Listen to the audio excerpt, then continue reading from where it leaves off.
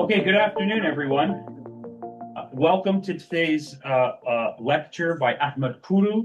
It's a huge honor to have Ahmed with us today to talk about his most recent path-breaking book, Islam, Authoritarianism, and Underdevelopment, a Global and Historical Comparison, published by Cambridge University Press. Ahmed is a brilliant political scientist and scholar working at the intersection of religion and politics, both historically and comparatively. Currently, he is the director of the Center for Islamic and Arabic Studies and a full professor in the Department of Political Science at San Diego State University.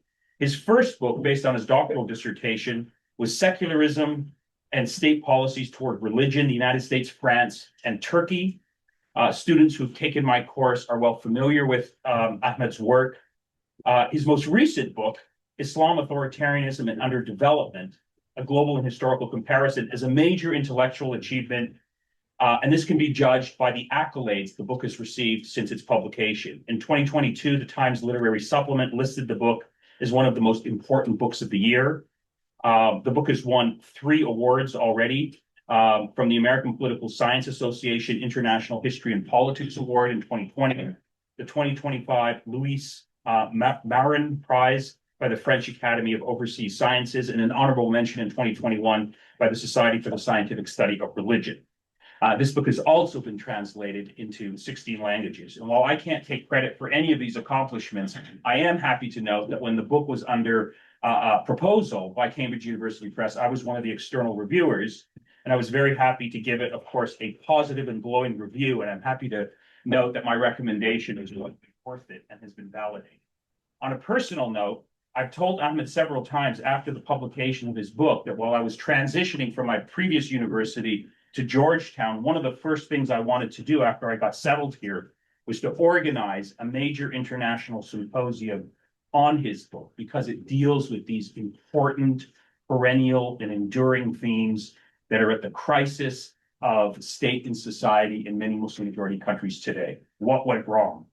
How can we understand and properly explain the crisis of state-society relations? How can the relationship between religion and politics and state be properly configured in Muslim-majority societies? Are the core political problems facing Muslim-majority societies internal to the region, externally imposed on the region, or obviously some combination of thereof? How can we, make sense of these factors?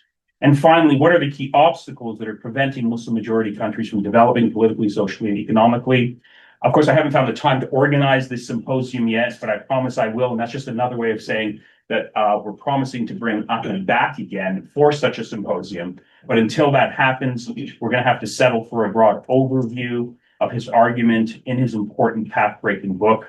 It's great, Ahmed, for you to be with us today. Huge honor to have you here, coming from California. Please join me in welcoming Ahmet Kuru to Georgetown University.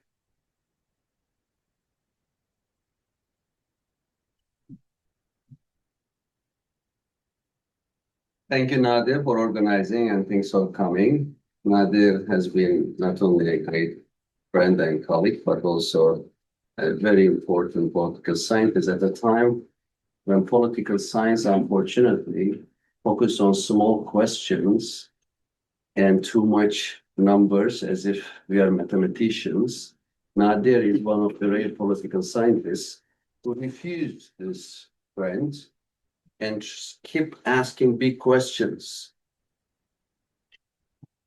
And before presenting the book, I want to emphasize 2 things. One is that the main argument already elaborated in the last 7 years. Maybe I can to have more personal touch with the audience. Therefore, I would expand the just academic argument to the venture of the book in various countries. Because in the West, I had this debate about the book with Tony Blair and some academics. In the Middle East, there was a discussion whether LSR banned the book or the government banned the book. In Morocco, twice I had to debate another Arabic-speaking audience, this debate. Of course, in Bosnia, one of the greatest Muslim majority countries where my friend Ermin coming from. We had a very nice debate, and then throughout Europe. But and I had translated my intro to Russian. But very interestingly, we saw the most important challenge in Malaysia. As Nadir also know, we have a great friend there, Farooq. I went there after Indonesia. Since Indonesians were so nice people, I started saying that my country lists are the United States, Indonesia, and Turkey. I was always putting Turkey and US together, but Indonesia surpassed Turkey on many issues, intellectual dynamism, reception. And I thought that Malaysia would be very same. And I'm just giving the background of the book, the reception, the venture of the book. And after Malaysia, I was supposed to go to Pakistan for a book tour. But a high court judge asked me to give a talk to prosecutors and judges, and also some academic and broad audience. A friend, a very wise one, taught me that, Ahmet, you focus on too much worries about Pakistan, because I criticize blasphemy law, and you take Malaysia too lightly. I said, well, what do you mean, Malaysia? Oh, they will love me. I don't see any problem there. But a few days before my visit there, a Facebook attack saying that I'm a liberal. I said, what does it mean? It means a kafir or an anti-Muslim person, to the extent that thousands of comments, likes this campaign. And then they were saying, Inna lillah wa inna ilayhi rajiun. And oh my God, my mother said, Ahmet, you should cancel, because in Turkey, when someone was killed or died, we say Inna lillah wa inna ilayhi rajiun. Then I had to put a T-shirt saying I am not a liberal on my Facebook. And then my friends, it was before the Trump's re-election, say, are you going to vote for Trump? I said, no, I try to survive. It's my survival mode. So after the events, I received some death threats via email. Then I called the American embassy. They said, you have to leave immediately this country. And then I say, well, do you provide some protection? They say, after Gaza, we have no credibility. Oh, okay. What are you doing in Gaza? Anyhow, losing your credibility. So in the airport, policemen came and they tried to seize my passport. At the end, I had to leave the country in a very bitter taste in my mouth, and I had to cancel because the judge in Pakistan said, you can't stay here, you have to leave. Anyhow, that's an opportunity. You can always turn the challenge to opportunity. I told my Indonesian friend, and they had the biggest New York Times style for them.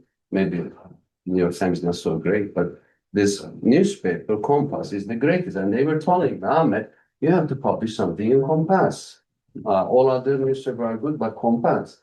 Then I contact editor of Compass. He said, why don't you write an article saying that why Indonesia allowed me, Malaysia did not? So they published my Compass article. That was an opportunity for Indonesians, show how great they are, how the problematic Malaysian attitude was. That's one thing. Another very surprising thing happening in Central Asia. Because I thought Uzbekistan is a secular country. Uzbekistan had only the problem of being too much secular. But now we are done with the translation, but they say you have to get the permission from the ulema council. And the ulema council is not giving us the permission.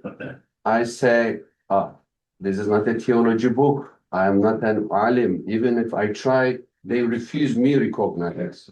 Okay, I'm a social scientist. And then now we are trying to find a way to bypass this problem in Uzbekistan for a book which says printing, intellectual debates are crucial for the present and future of the Muslim world. And if the ulema council in Uzbekistan and or elsewhere doesn't allow the book to be published, it shows that the problems we mentioned already persist and robust, unfortunately. So, and one more thing before we jump in the research question and argument, to say that When you listen, your inner voice may say, oh, at the time of a genocide in Gaza, American bombing, Israel attack to Iran, this scholar come to ask Muslims have a self-critique. He undermines the problems in American democracy, Western liberalism, etc. So I hear you, I know it. That's why I'm completing a new book on populism and religion and crisis of liberal democracy in Trump's America, Le Pen's France, Erdogan's Turkey, Modi's India, Netanyahu's Israel, and Putin's Russia. But today is not the day to discuss that. Therefore, tell your inner face, wait 9 more months, the book will come up. But today is a time really to look at the internal problems in Muslim world. Because even if there is the foreign invasion from the time of Crusaders to Mongols, from the European colonization to 21st century imperialism, still we have the question, why are the Muslim societies, which were once not only militarily powerful, but intellectually vibrant, economically dynamic, now they are so weak that they couldn't change the course afterward politics. They couldn't say no to Trump's American foreign policy. And why do we see from Gulf countries and others a certain level of weakness and bandwagoning? But also, in the case of Iran, you know, what happened a month ago, that between 7,000 to 35,000 protesters were killed on the streets. This shows that we have a problem, regardless whether there is an imperialism or not. So that's how the books start with today, because I am not a historian. I only have to go back to history when I need to find an answer to current problems. And the 50 Muslim majority countries with dream show a very low level of socioeconomic development and high level of authoritarianism, not only in comparison to Western countries, but also in comparison to world averages. More than half of all countries in the world are electoral democracies, more than only 10% of Muslim countries are. And when we look at the GDP per capita, it is lower than world average despite oil money. And also the literacy rates, schooling life expectancy, all of them show lower averages. When we look at the literature, there are 3 sources of explanation. One is essentialism of Huntington and Lewis, that the book directly hit on and tried to disprove. There is the anti-colonial approach that the book is relatively friendlier, but still saying that chronologically colonization began after the intellectual economic stagnation already there. And then from China to India to all the way Latin America, post-colonial societies show either economic growth or democratization better than the Middle East and certain parts of the Muslim world. Therefore, just pointing to colonization seems to be too simplistic. And then there is even friendly critique of neo-institutionalism of Daran Acemoğlu and Timur Koray, saying that institutions matter, but who build institutions? Who create institutions? The neo-institutionalist approach undermines human agency, social groups, their ideas, their activism. Instead, the book proposed an alternative where social classes, especially religious, political, economic, and intellectual classes, create institutions. When we look at the Muslim world and Western Europe, the basic idea is that from the 8th to mid-12th centuries, roughly, there was a Muslim supremacy on philosophy and natural sciences. Then the idea of stagnation and decline exists in my book, but I'm not saying that in the 12th century overnight decline. No, there are about 500 years of comparable levels, competitions between the 2 regions. And after 17th century, with Galileo, Kepler, and the scientific revolution, the Western European supremacy began. Another issue of economy, once again, the Muslim supremacy was followed by the period of comparable levels of development. Then later on, in the last 200 years, there is Western supremacy. Military, for my analysis, is mostly a consequences of the scientific, technological, and economic development. So what explains these changes? The idea is, again, the relationship between the four classes: religious, political, economic, and academics. In the Muslim world, when there were independent scholars and merchants, and certain level of separation between religious authority and political authority, merchants and philosophers had a chance to flourish. That wasn't the case in Europe, because from the 5th century to 12th century, Europe never produced a philosopher like Ibn Sina or a city like Baghdad. Only after 12th centuries, they started to see the rise of an intellectual class with Oxford, Cambridge, and new universities. They started to see the rise of bourgeois families like Medici in Florence, later on in Netherlands. And they had certain level of separation, which tried to and started to institutionalize after the mid-11th century in Europe.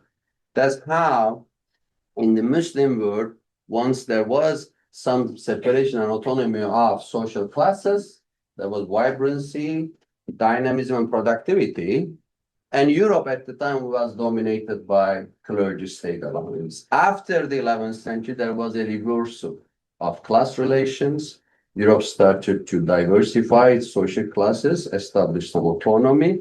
Muslim world started to have a unified religious political power that undermined both commercial and intellectual classes. That's why we have the independent scholars and alliance between ulema and the state. So what do I mean by independent scholars? The basic argument is that the so-called concept of Muslim Golden Age was not simply due to the patronage of Abbasi caliphs. Instead, there was strong emphasis on independence for the ulama like Abu Hanifa, Imam Malik, Imam Shafi, Imam Ahmed bin Hanbal, the four founders of Sunni schools, and the Shia, obviously, Jafar as-Sadiq and others emphasize their autonomy. So both Islamic scholars like Abu Hanifa and the philosophers like Khwarizmi, a major mathematician today, when you hear English terms starting with AL, algorithm, algebra, coming from his books. Razi, both a philosopher and medical scientist, differentiate between chickenpox and certain viruses and germs. Ibn al-Haytham, the founder of the prototype of modern camera, the dark room, who wasn't surpassed for 500 years. Then Biruni, who wrote the most important book on India until the modern times. Then Ibn Sina and Farabi, two major philosophers, could be seen as Plato and Aristotle of the Muslim intellectual life.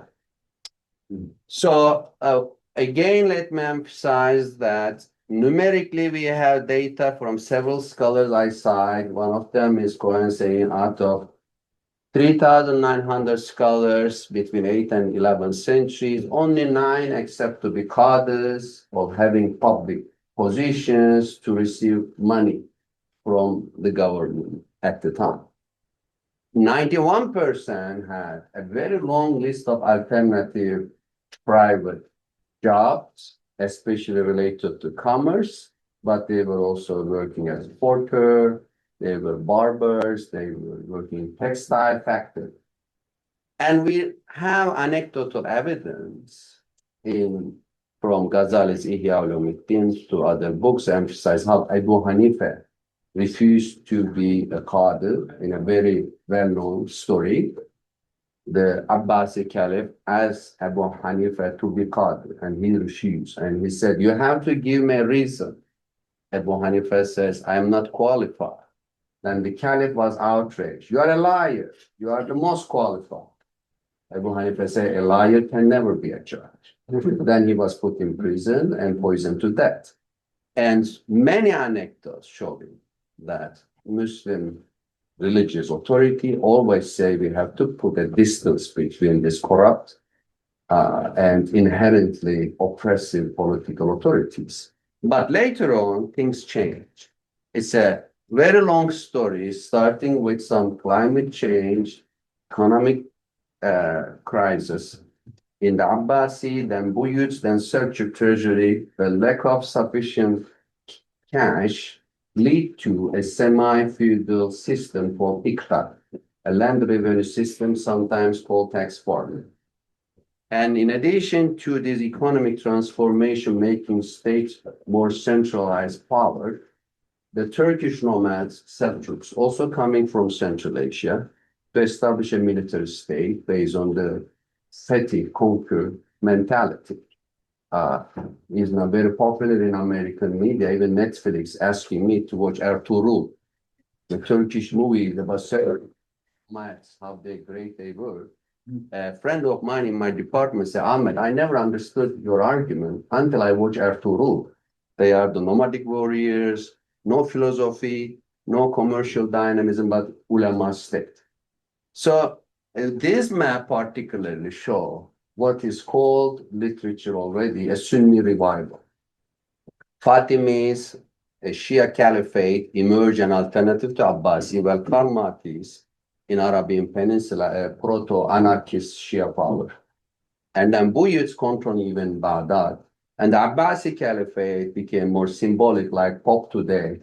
And Qadir, then his son Qaim, say, we have to change the course. Since we no longer have an army, we have to have a religious authority. Then Qadir asked Mawardi, wrote a book, Ahkam Sultaniya, about the importance of caliphate. And also, more importantly, in a negative way, Qadir declared a creed, which is called today Qadiri Creed, to unify the so-called Sunni schools, which were enemies of each other, at least competitors until that time, declaring Mu'tazili rationalists as an enemy and infidels, declaring Ismaili Shias infidels, and then attacking also eventually philosophers. And the combination of economic transformation, coming of Turks, the Qadiri Creed, the Seljuk centralized authority, militarized mentality, all of them bring us what we call in political science the combination of critical juncture, creating a path dependency, combination of both structure and agency. So even if you are not a political scientist, you may know Karl Marx saying that structure is everything, not the agency, right? But here we see the structure change and the big names like Nizam al-Mulk. So the ideological factor was the Sunni Orthodoxy and the Qadri Creed. Left a legacy still viable today to a large extent. Economic factors, semi-feudalism, emerge and replace the old market monetary economy. The political factors, the military state and its conquest mentality. Then the agents, Abbasi Caliph, Seljuk Sultans, Nizam al-Mulk, and the great Ghazali. So a major critique I have received is that I put Ghazali at the center. I spend months, if not years, to explain, no, Ghazali is not at the center of my analysis. I know he's a taboo. If you touch Ghazali, oh my God, you are no longer a Muslim or a good Muslim or anything. So, no, Ghazali is one piece of a very large, big picture. And when I sent this proposal to a Turkish professor, he said, Ahmet, a great project, but you proved that we Turks messed up the Muslim civilization. We ended the golden age because the Seljuks, then Ottomans institutionalized the ulema-state. And I said, no, my friend, not the Turks per se, but Turks, Arabs, Persians, all together. Because Abbasi caliphs were Arabs. No one can do that. Nizam al-Mulk and Ghazali were ethnically Persian. So that's all joint achievement to end the golden age and start something much more regressive, stagnant. And then institutional legacy was the newly established madrasa system called after Nizam the Grand Vizier as Nizamiye Madrasa, which has a narrow curriculum excluding philosophy to a large extent. Of course, scholars can find some philosophical books. Of course, Ibn Sina had a continuity. But the question, why couldn't we produce another Ibn Sina? In the book, I critically engaged many scholars. One of them glorified Ottomans. And I asked them, 600 years of Ottomans, they never produced a religious scholar at the caliber of Ghazali or a philosopher at the caliber of Ibn Sina. So do I have to appreciate them for writing exegesis sharh of Ibn Sina? Is it sufficient? For me, it is not. So then the result is marginalization of independent scholars and merchants. First, in Central Asia, Iran, Iraq. Then with Saladin and Ayyubis, after Mamluks, it moved to Syria, Palestine, and Egypt. That's why the Muslim philosophical achievements moved toward the West. That's why we keep hearing Andalus, Ibn Rushd, Ibn Tufayl, because the East already marginalized philosophy.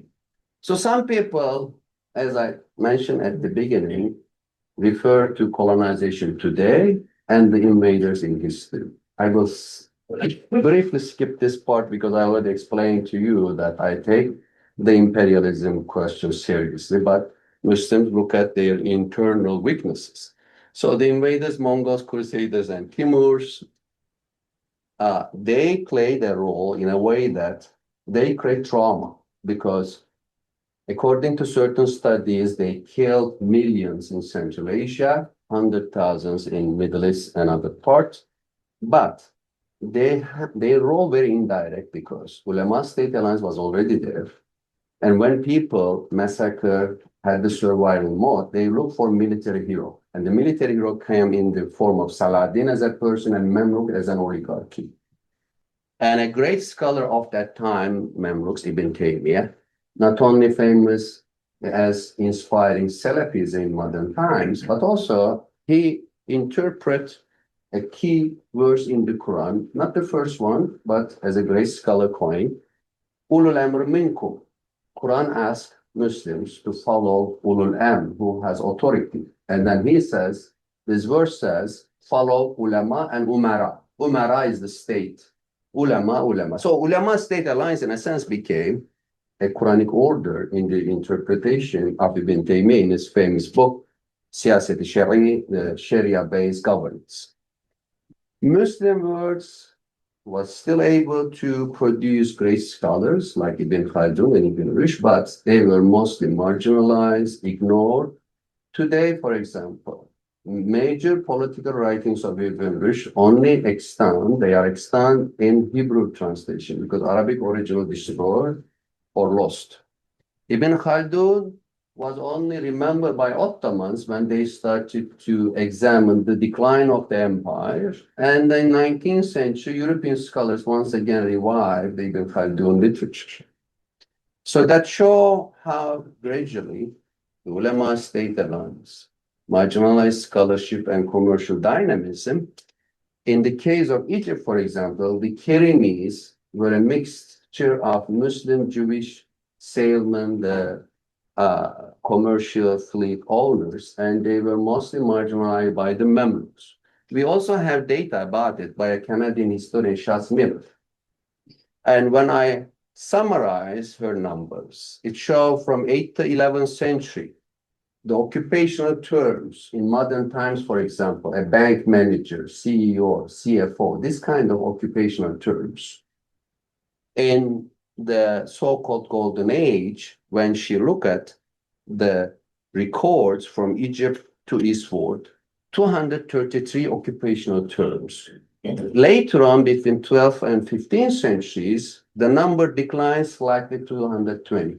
But when we look at the occupational terms about ulama and the state, it jumped from 130 in total to about 500 in total. It shows how ulama and state had the capacity, resources, having division of labor, spending money to have new occupations, term hiring, whereas commercial sector was mostly stagnant.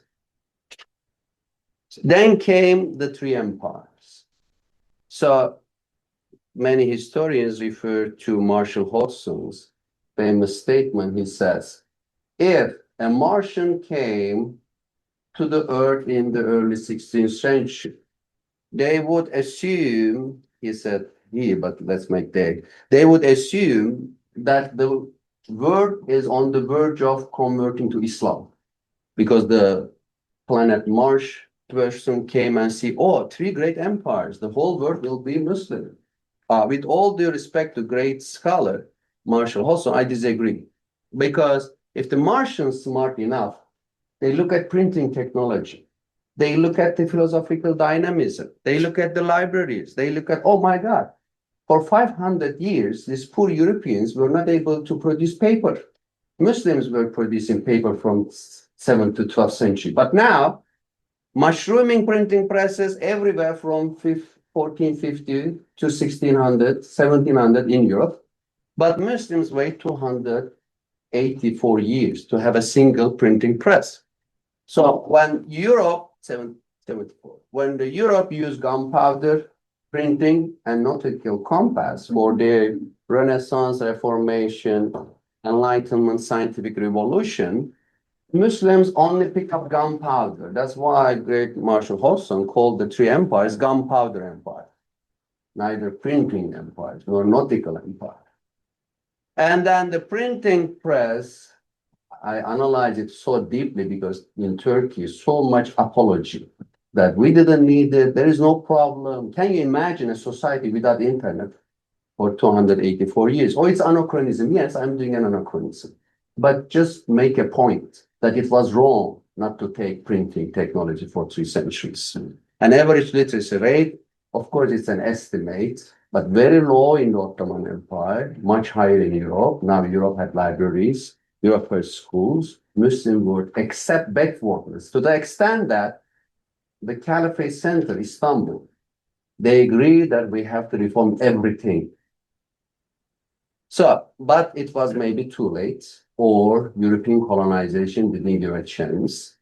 And this is the map I designed with Cambridge. I like it very much, but the Dutch editor contacted me saying that it's a confusing map we are removing from the Dutch edition. I say it's a beauty. How is it confusing? Because the color of colonizer matched the colonized land. Then they put an explanation in Dutch that the color of colonizer matched the colonized land. And after the colonization, of course, there were attempts from Turkey's Kemal to Egypt's Cemal, modernist attempts. It's debated in the book whether it is a success story or not. But the reason of general failure is that although they sideline ulema, weaken the ulema-state alliance, they never appreciate the intellectual class or the bourgeois class. They were mostly military rulers focusing on state-centric policies. And later on, even this policy was not consistently implemented. New versions of ulema-state alliance emerged in Egypt's Al-Azhar, in Pakistan Sharia Board. And in some cases, it was no longer ulema-state alliance, but ulema basically say, let us renew. We are the state in Iran, now the Sunni version in Taliban Afghanistan. And since the Iranian Revolution, we have seen socio-legal Islamization with the ulema once again became more powerful with a modern source of finance, because historically, the funding of the ulema-state alliance, mostly agricultural revenue based on Iqta system. Now, it is much more oil-based rentier economy from Iran to Saudi Arabia. And I listed all the rentier state out of 28, 21 are Muslim majority. So 3/4 are Muslim majority, although in the world, only 1/4 of countries are Muslim majority. So to conclude, Islam is not the reason for the problems. Colonization cannot be blamed either. Institutions matter, but ulema-state alliance built these problematic institutions with their ideological consistency and propaganda and political power. So, am I optimistic or not? I want to show the Arabic cover because I insist to all translations to use my nice Giorgione portrait of early 16th century, colorful three philosophers. But the Arabic publishers said that we choose this one. I say, it's a silhouette. Don't you see someone behind? They say, yeah, this is the tyrant and the ulama.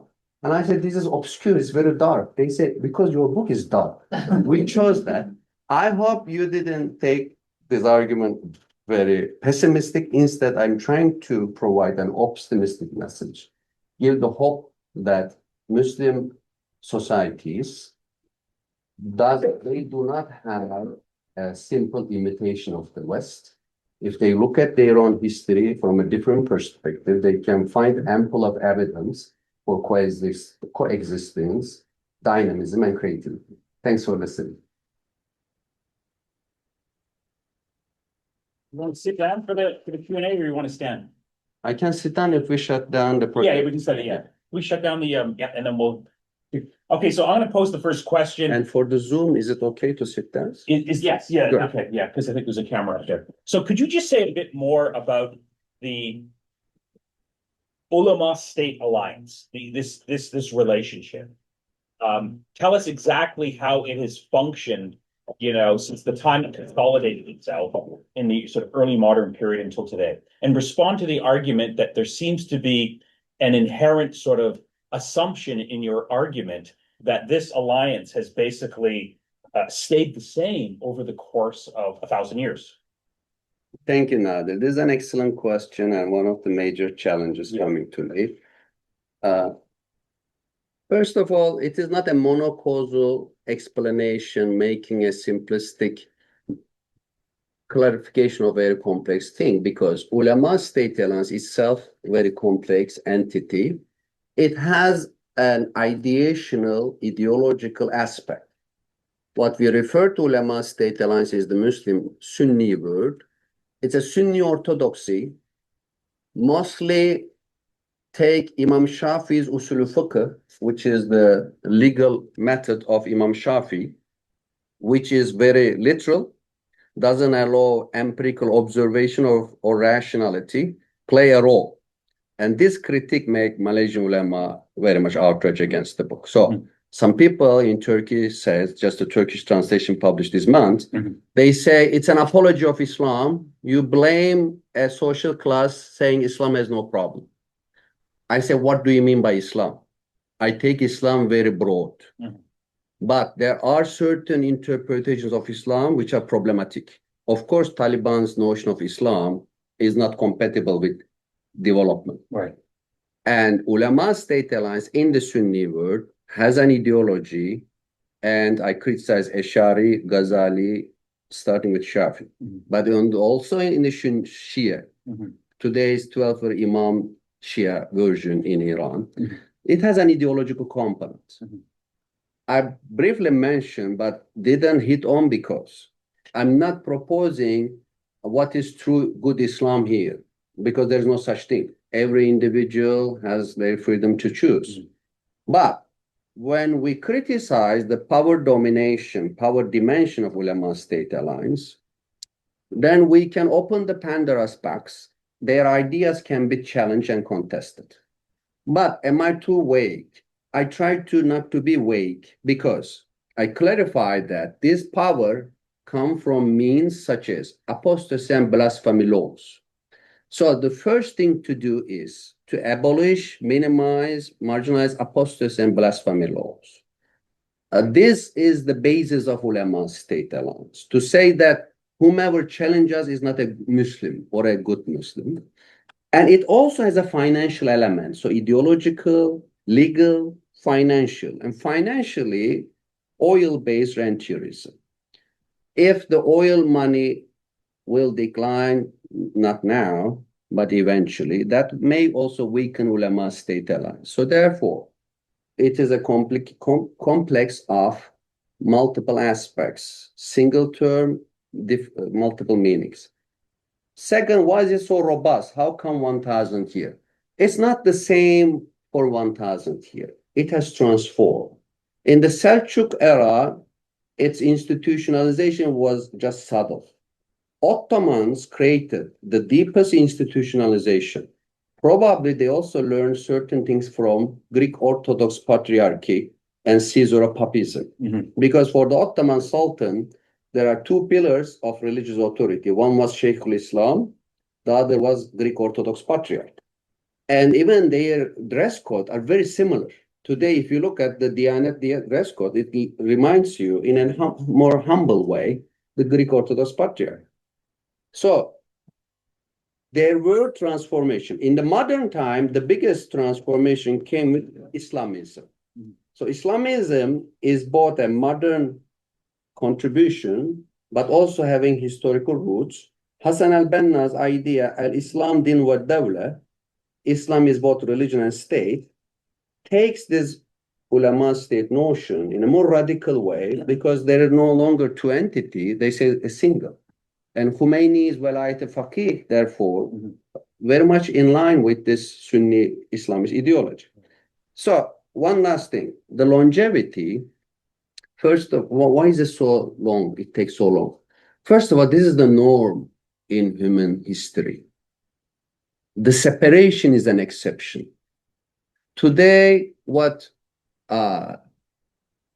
MAGA movement or Trump administration is building based on GOP evangelical alliance in a different clergy-state alliance. In France, despite the revolution, establishment, the separation law came very late, 1905. So therefore, what we are seeing in the Muslim world is not uniquely Muslim. This is world politics.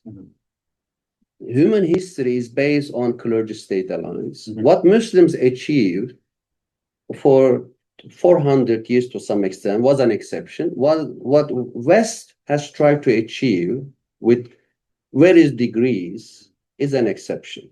That's why, and then last but not least, it has persisted because they teach as a religion. They fabricate a hadith saying religion and state are twins. Religion is the foundation, state is the guardian, that without foundation perishes, that without the foundation collapses. So when they say it is based on the Quran, ulul amr minkum, it is based on hadith, they preach it to people in the mosques. Scholar like myself, when we talk 10 to 15 people, how can we challenge, compete this very robust religious teaching? So these are my explanation of what the alliance is and how come it is so robust. Okay, look, I have a lot more questions, but I know this audience has been sitting patiently. So first question right here, and then we'll take several, and then see how long we can go until it says. Go ahead. I'm a historian. Your book ought to be of interest to scholars of religion, historians, and all the social sciences. Could you explain the reaction in terms of book reviews or other expressions, how these various scholarly communities have embraced or rejected your arguments? Thank you. It's an honor to have you, John. I both read your work and your father's great world history. So since you asked, I have to say that I'm obsessed with the reviews. I counted them, I recorded them, I translate them. So far in my record, 24 languages, over 200 reviews and analysis, both academic journals and the interviews, like I did in Russian. I can categorize in three categories. One, say it's not enough for criticizing Islam, Muslim culture. You have to go more. You are a defensive one. It's a Muslim apology. This is not an academic critique. This is a political. More academic critique, I see that they want me to have emphasized more role of colonization. I think this is thanks to Edward Said Orientalism book, maybe Talal Asad influence. In academia, those who say it's not enough Islam critique are marginal. Generally, political circle. In academia, they don't want me to criticize Islam, Muslim culture. They say, oh, it's Orientalist generalization, etc. They want me to focus on more colonization. The third one is socialists, because my book has been published by a socialist publishing Turkey. and certain left-wing scholars say there's too much bourgeois in the book. And I tell them, even Karl Marx said bourgeois revolution is the first step, right? And the anarcho-communists in America published a long review saying that we counted the number of references to labor and working class, and that's not enough. Next time, Kuru, you have to work more. Yes. And I share in social media, there's a very nice communist review of my book. I'm very happy. They invited me to communist festival in Los Angeles. Then I told my son, Yusuf, what should I do? Should I go? He said, how much are they going to pay you? So I have a capitalist in home. Yeah. That's how I receive Islam, conservation, socialism. But do anthropologists like it more than political scientists? Do economists like it more than historians? Is there any pattern amongst the disciplines? I think anthropologists generally find it too general. And some great scholars in Netherlands, for example, give certain critique of certain details. Economists generally keep asking the longevity issue. And what I told them is that this is the argument. If I explain this argument with something else, then you would tell me that the other thing is the real argument and is infinite. Mm-hmm.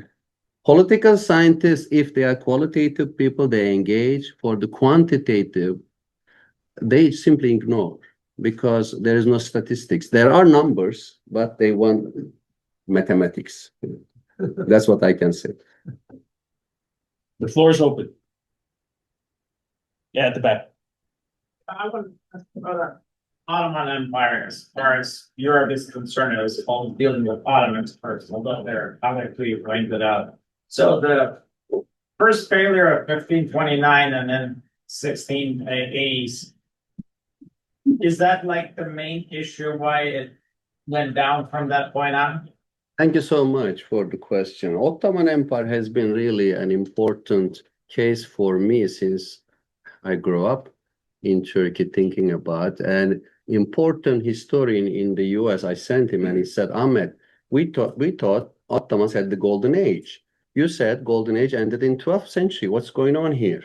Then I saw it meant militarily, geopolitically, Ottomans were world scale. They were stronger than European armies. They tried to dig the Suez Canal before British, another canal in the north to send the navy against the Russians to protect the Tatars in the north.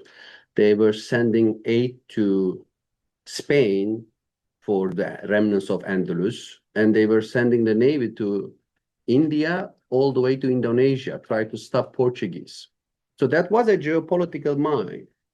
But this geopolitical genius was very much disappointing in terms of philosophy and scholarship, because the last Ottoman scientific attempt was the 1570 observatory. If you look at today a miniature, a photo with guy with turban using some astronomical tools, they're all fake except one. And the authentic mosaic is from the 1570 Ottoman Observatory with a nice word map. And they produced the first and only Ottoman book on American continent. But when the so-called Mehmet Pasha, the Grand Vizier of the Ottomans, supporter of science, died, the Sultan had no idea about science. He only won astrology, prediction, prophecy about the future. Mm-hmm. The ulema, Sheikh al-Islam, was against the observatory. They say it brings misfortune. 3 years after the foundation, it was destroyed. And that was the end of Ottoman scientific attempt, the end of great Muslim observatory tradition. And then the printing technology came only 1829. The ulema says you can only print non-religious books, dictionary, history, and the grammar. 50 years later, 1870, the ulama says you can publish Quran in Arabic, tafsir, exegesis. Later, Quran in Arabic, they never allow a translation of the Quran published. Turks had to wait 1924, the Republic. So that's why militarily Ottomans were important, but scientifically and intellectually, it was a stagnant era. Yes, red one. Ahmed, thank you for an excellent presentation, but I want to ask you about the solution. You've identified the problem historically. Now, what is the solution? So there are some who advocate, laïcité, French style, complete separation between religion, including religious values, and politics. And that, of course, has created a big backlash in the Muslim world. Then you have Ataturk, who also, said, okay, send all the ulamas to jail, and ban basically religion, and that hasn't worked very well. So, what is the relationship between ulamas and the state? How should it be, in your mind, to move forward in a good way, In a democratic way. in a democratic way, course. and an Islamic way, Yeah. to be acceptable by majority of Muslims? Yeah. Thanks for the question, Rodwan, because Rodwan, Nader, and I were in Tunisia in 2013 by your invitation on a conference on Islam, secularism, and democracy. Right. And since at the beginning of the presentation, I put a note that my new book coming, both critical of American imperialism and church state in Western countries, I also had to say something cautionary about my first book. It was on secularism in the United States, France, and Turkey. It was a very deep critique of Kemalist notion of secularism. I call it French type, laïque, assertive, symbolizing in the headscarf band. Mhm. And definitely, I'm still on the same point. Critical of any secular policy against individual freedoms. And I am worried that the ulema-state alliance and Islamist push in countries like Iran and Turkey may bring assertive secularism back again. Because now there is a popular reaction. In Iran, Nadir knows better. In Turkey, there is a growing critique because the government present itself the voice of Islam, and the critique of government became critique of Islam. So assertive secularism, excluding religious symbols from public life, will not bring democracy. That's why it's not the solution. The solution really is separation of spheres. So last year, I went to India to present the Hindi edition. I look at the audience and they seem to ask me more clarification what I mean. I mean, look, Donald Trump, Elon Musk. Then they became more interested. The corporate world and the politics, they are together now, the Deutsche. This is wrong, this is corruption. We have to separate. We have to separate not only religion and state, but also religion, media, academia, corporate, even sports. You look at FIFA, how politicized and corrupt it has become. So it is not a proposal worried about religion. No, it is very sympathetic to religion, even the ulama, when they are separated. It's a proposal of every sphere of life should be autonomous to avoid corruption. You had your hand. Yeah, go ahead. Ahmet Kuru, thank you for this discussion. It's a really interesting argument, but I'm still a bit confused as to concerning your argument that each sort of sphere of life should be autonomous and remain separate to avoid corruption. I can sort of think of many historical examples where both economic and intellectual development occurred, where in cases where the state and religious or philosophical or educational institutions were sort of going hand in hand. Some of the primary examples that come to mind are sort of the early Protestant Reformation or Puritans in Europe. I wanted to ask if you could elaborate on how precisely, through which mechanisms, sort of the ulema-state alliance sort of results in this authoritarian or underdeveloping structure. Thank you. And your name? I mean, Thank you, Amin Bey. That's a very important question. I just wrote a paper about Protestant example because people keep asking me, what about Sweden, Norway, Finland, Scotland, UK? I'm basically telling that the ulema-state alliance or any collaboration between clergy and state is becoming problematic when they marginalize and attack intellectuals and the bourgeoisie. In the case of England, for example, yes, there is an Anglican establishment, but the bourgeois protect itself and play a political role in the parliament. and intellectuals have their scientific association societies. And in Denmark, from Kierkegaard to others, when intellectuals challenged the church didn't declare them apostate and try to execute them. So in a way that if a certain collaboration or close relationship between religions and state authorities does not impose apostasy blasphemy laws, does accept or recognize the autonomy and the flourishing of intellectual economic classes, then we may have a working functioning system. It may also be related to also social religiosity, because in many examples of the Protestant nations people brought about in modern times, where society is more open to philosophical notions, when society is illiterate or close-minded, become more problematic. But last but not least, I still want to keep my cautionary note, once again referring to the case of America, France, India today. Despite all the so-called development we have now, the getting closer of religion and politics in America is becoming a bigger problem. So therefore, even though certain practical cases seems to be working in theoretically, we should hold the notion of separation dearly. Yes, here, and then you're next. Go ahead. I don't know if my face is familiar, but you taught me at San Diego State Very familiar. 7 years ago. Yeah, I remember it. Thank you for your talk. My question is about golden ages. In your work, you've considered golden ages.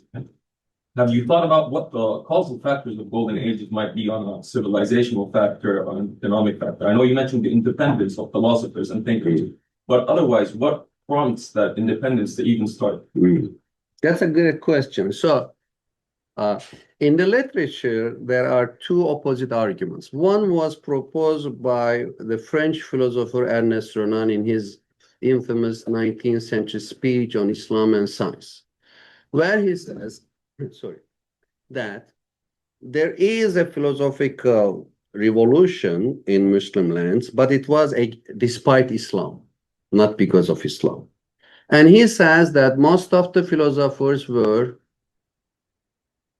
Ismaili, Shia, Spaniard, Persian, etc. They were either non-Arab by ethnicity or non-Arab by spirit. Many people follow him in this line. That's why I engage. It is not a history argument, but even today, people claim that. So they can't deny that there is an achievement, but they say it's mostly Greek imitation. They learn from Greek scientists, imitate, reproduce. My response in brief is that Muslims didn't simply use Greek, and some say Western philosophy. It's not Western because there was no philosophical achievement in Spain, Netherlands, England, mostly in Italy, Greece, Egypt, mostly Eastern Mediterranean. It's not Western Europe. And in addition to Greek philosophy, Muslims also learn from Sasani Iranians. They learn from China, India, cultivation techniques from Africa. So it is like a Hellenistic synthesis, or today's American culture, a synthesis of multiple aspects. And as I briefly explained in the presentation, they went beyond Ptolemy. They went beyond Galen in medical science. They have a critical engagement of Aristotle and Plato, making their own contributions. And last but not least, there were many Arab Sunni scholars like Ibn Khaldun. Ibn Rushd was a Maliki faqih. And if they are Ismaili, so what? Ismailis are Muslim too. Renan was anti-Semitic par excellence. He was not only against Arabs, but also Jews. He said anti-Semite didn't have the potential to do philosophy. So in this regard, yes, there were many Persians among the philosophers because that's natural. That's why the English Enlightenment was mostly Scottish Enlightenment. Marginal people in society became the genius entrepreneurs. That's the one engagement to say there was a golden age and we should give some credit to Islam and Muslims. You can simply say it's reproduction because when Islam was spread to Byzantium and Sasani, there was no these contributions. There were the basics, but not such a golden age. And then the others say, oh, Sayyid Qutb and others say it's because of Islam. Islam is in Turkey now, say we had a golden age. But is this a creation of your mentality? No. It was a creation of diversity, coexistence, not a narrow notion of religious orthodoxy. Yes. Hi. Hey. My young, I teach in the Department of Government. One of the courses I teach is about Southeast Asia. So I'm really curious to know what the specific objections the Malaysians had. But that's a side question. The main question actually has to do with Islamist practice in Southeast Asia. One of the things I often say to my students is how the Muslim world is very diverse. And I was a student of Al Stepan, that you're familiar with Al's work, twin tolerations. Curious to know how you would respond to Al if you were here, in talking about the twin toleration. Yeah, thanks for mentioning Al Stepan. I really miss him. Great scholar of Latin America first and comparative politics and religion later on. When the book came out, many people say it's about Middle East. I try to explain them that it's beyond the Middle East. Then came my friends from Pakistan and Indonesia to my help. In Pakistan, they say, this is exactly what we call Mullah military alliance. Ulema-state alliance, they call Mullah military, nexus, Mullah military alliance. Very strong in Pakistan and some other South Asia country. And in Indonesia, that's the country where the biggest reception of the book, maybe 50, 60 symposium, talks, reviews, and 5 prints of the book there, because they like the notion of golden age, the history. Also, there's a rising ulema-state alliance in Indonesia now. That's my talk tomorrow, but basically how even Indonesia, ulema-state alliance is in rise right at this point. When it comes to the Malaysia, when I was there, a lady came to my talk and said, do you know that you wrote the book about this country? I said, what do you mean? Because this is the country where ulema-state alliance has the deepest power now. It is neither Saudi Arabia nor Iran. Because in Saudi Arabia, MBS, etc., in Iran, Revolutionary Guard, but in Malaysia, ulema-state alliance, we can talk later on, but they have institutional power. And they banned the book because they see how the book challenged their institutional framework. Did I answer your question? I mean, How would you respond to Al's Twin toleration. discussion of the twin toleration? It's very much in line with could Al's you notion. summarize the twin tolerations for the audience? Sure. Because not everyone is. Al Stepan criticized John Rawls and some other great scholars, saying that in a public debate, you have to put religion out in order to reach a civic conclusion after debate. Stepan says, I am a scholar of democracy. There's no such requirement of put religion out. We only need the toleration between religion and state. And he looked at the cases in Greek Orthodox history, the cases of Turkish history, and others, saying that, look, there can be a working relationship as long as they tolerate each other. So my argument is very much in line. What I mean by separation, autonomy of the spheres is like a toleration of spheres to each other rather than dominating, assimilating one another. Okay, let me just put the last question. You can have the, okay, go ahead, and I'll ask my question at the end. Go ahead. Well, my name is David Karim. I'm from Palestine. So I'm a student here. My question is, it's not very clear to be honest, but why Muslim majority states are so into protectionist policies? They always do this sort of import substitution style.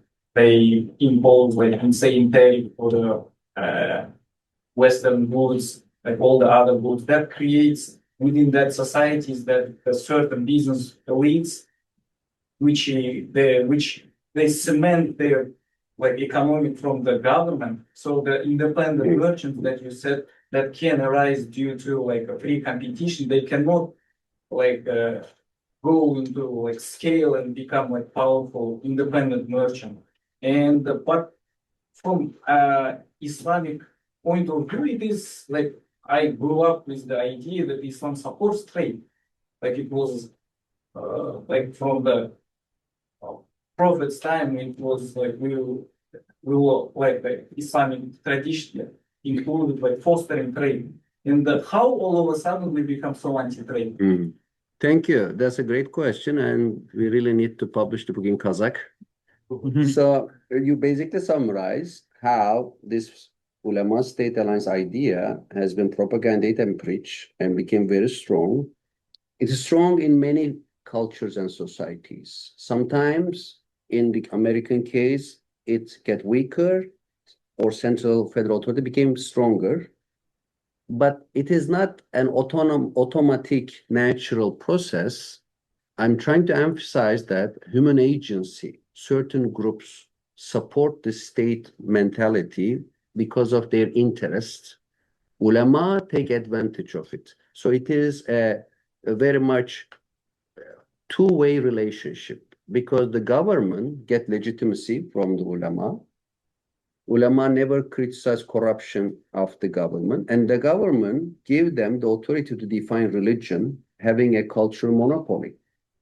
And in the Muslim context, they referred to Prophet, but at the time of Prophet, there was no institutionalized state. It was a charismatic leadership.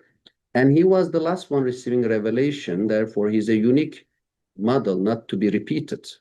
I'm trying to emphasize that the cliche from Bernard Tourist to Huntington, people keep saying Islam doesn't accept separation is wrong, because this is no religious text basis having, and 400-500 years of separation give us a different historical experience. So what you are seeing in Kazakhstan from your childhood, that many people keep telling something, but their repetition doesn't make something truth.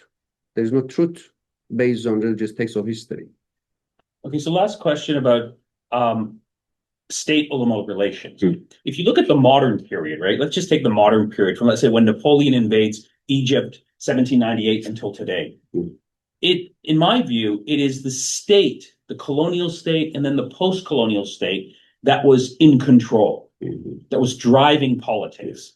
When you say state-ulama alliance, there's an assumption that these are somehow equal parties and they're both contribute something to this authoritarian, trend. But in my reading of it, if we take any country, Egypt, Iran, Turkey, even the monarchies in the Arab world, it's always the people who were controlling the state that were driving politics. So they had the coercive apparatus to strike an alliance with the ulama. And if those ulama were not court clerics, if they didn't do what they were told, they were out, in jail, killed, or they flee. So could you say a bit more about the nature of the state-ulama alliance in the modern period in terms of shaping the problems of authoritarianism? Because when you listen to the argument, one can sort of be tempted to believe that it's just these backward ulama who are sort of, issuing these fatwas and contributing to the de-development of these societies, when in my reading, it's the military, it's the ruling elites, it's these monarchies who have the power that are basically striking an alliance with, most of these clerical authorities to get them to bend in their direction. What would you say? That's a great question. I wish it had been the first one, not the last one, because my energy is going down. But basically, I made the deliberate choice. Rather than saying state ulama alliance, I put ulama state, because in the long durée, it's the ulama, not the state. But I don't want to say 51% ulama, 49, two partners. Why and how? Because when we try to change the system, at the core, the government can put me in jail. The government can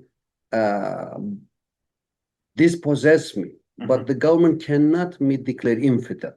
The worst thing in a Muslim country for a political opponent to be declared apostate. And it has the power of the ulama. And the way ulama legitimized the government in Egypt, Yeah. in Pakistan, in Iran, in Saudi Arabia, in Turkey, give it a religious legitimacy. Yeah. Unless society become very secular and no longer caring, Yeah. then this legitimacy lost. But Muslim societies are Yeah. religious people. Yeah. And then when we look at the role of state in Latin America, Yeah. in China, in Africa, we can head on politically challenge, change its ideology, etc. But these religious bases make Muslim countries, authoritarian regimes, very strong and robust. Yeah. So in this regard, I will still hold the way. Let me end with a joke in my big fat Greek wedding. The protagonist says, they say men rule the family, but man is like the head. We are like the neck. Wherever we turn, they turn. So I see the ulama like the neck. Okay. Very good. Look, this is such an incredibly rich, important book because it's historical, it's comparative, it's about the relationship between religion and politics, it's about the colonial legacy. And so there's so much here to sort of unpack and understand, which is why we have to bring you back again for a major sort of conference for us to sort of dig deeper into this very important topic and thesis. Please join me in thanking Ahmet Kuru.